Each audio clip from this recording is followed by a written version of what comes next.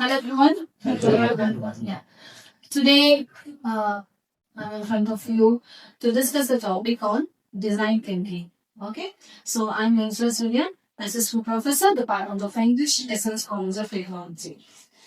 The topic is like we all have this topic called as group discussion. Every time. Every time we use this group discussion as a center point, even when teachers feel bored to just do a word or just to give an activity, we used to say we have a GD. Actually, GD is very impactful.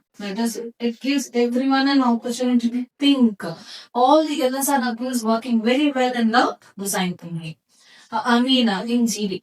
So here, with GD, we are going to impact or implement design thinking. And here we are having a debate like or thoughtful thoughts like how is design thinking with the present scenario and how we are going to work with the traditional methods given.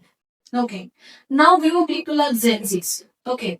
The way you sit in a class, your classrooms, the way you study, the way you listen to your mentors, the way you listen to your, the way you prepare for your exams, everything has changed, isn't it? Free modulations has changed.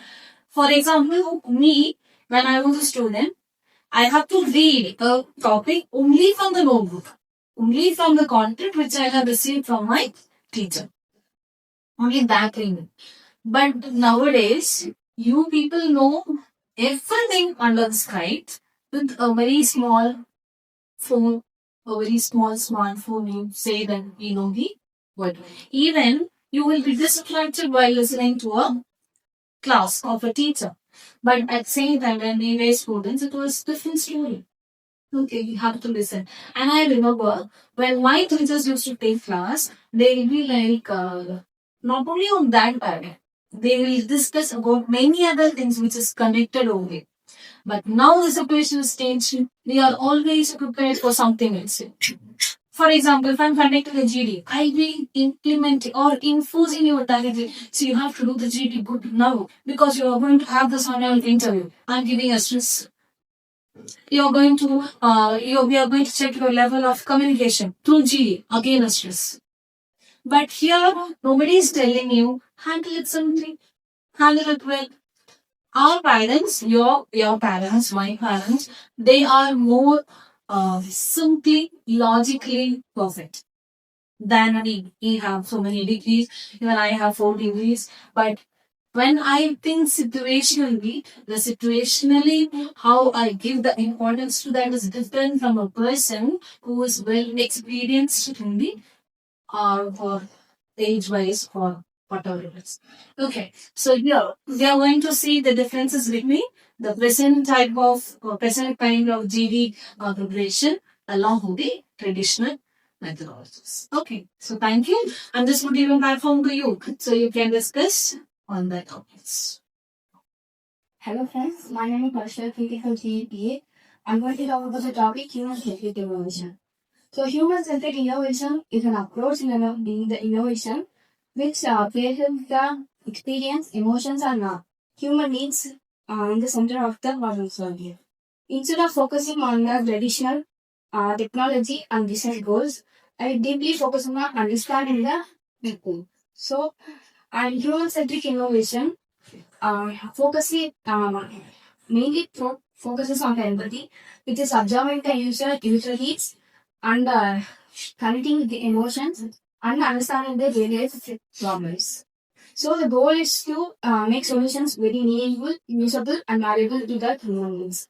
So this approach follows mainly the key design thinking stages that are empathize, define, idea, prototype, and test. In empathize, as stated before, it observes the user needs and it defines and clearly states the user human need problems. And then ideate creates solutions for the needs and in prototype it makes a solution model based on the human needs.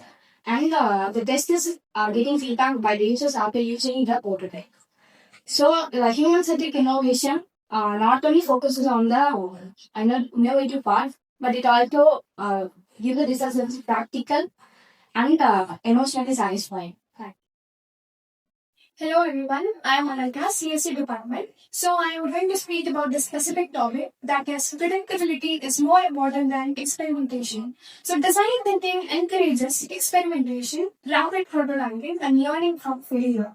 So while this approach works well for low-risk fronts like apps and websites, it is not suitable for high-risk engineering systems. So in critical domains, even a small error can lead to a catastrophic consequences. For example, in a satellite launch, even a calculation of 0.1% error can lead to millions of thousands of dollars can be lost. So there is no scope for trial and error once the system is deployed.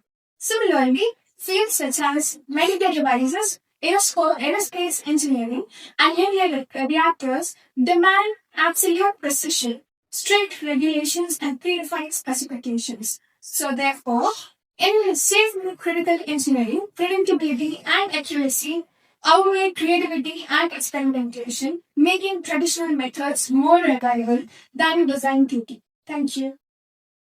Hi guys, I'm Bhuvna from CSEA. Now I'm going to talk about pro design thinking. Design thinking focuses on the thinking phase of problem solving. Instead of directly applying formulas or fixed methods, it first asks what problem truly needs to be solved. By empathizing with users and defining the problems clearly, it reduces wrong assumptions and wasted effort. Traditional engineering tells us how to solve a problem, but design thinking tells us which problem is worth solving. Thank you. So hi guys, I'm Aman Shilva. So in conclusion, design thinking and traditional engineering problem solving methods are very mutually exclusive. They are a powerful combo. When merging human-centric design thinking with technical expertise, companies will get innovative solutions that truly meet user needs. For example, TCS shifted 80% of their projects to a hybrid DT plus engineering approach, and it resulted in a revenue of over $30 billion. This blend of approach helps engineers develop solutions that are both functional and user friendly. Design thinking encourages empathy, creativity, and experimentation, while traditional engineering provides technical rigor and reliability. So, what I would like to say is a good engineer must balance both traditional engineering along with the design thinking concept. Thank you. So as Moise discussed here regarding BDT design thinking, and we were putting into the word called as traditional methodologies, it is simple that you have to adopt according to the situations, timelines, and the context. Okay, that is like I have to be adaptable. I have to be adjustable towards the situation. I have to be impactful. And even I have to know how I have to be influenced for getting how I make others influence because of my the way I communicate or whatever it is. Okay, so GD, it's a very gentle basis that every time we practice, but when it comes to the present or like you use so many high-fi Gen 5 words and all, this Gen AI or this Gen AI generations, okay, it is all just an illusion. Well, it's all an illusion that is being created among us, and we are forced to be something, to be something, to be someone. So, at those situations, whatever we do, but still we will be coming back behind the same things only. Even when it comes to an engineering, we didn't find it one find, isn't it? It is from the beginning, from the traditions, from our ancestors. So, everything it is being shifted from one person, one generation to another. We cannot separate the present and the past.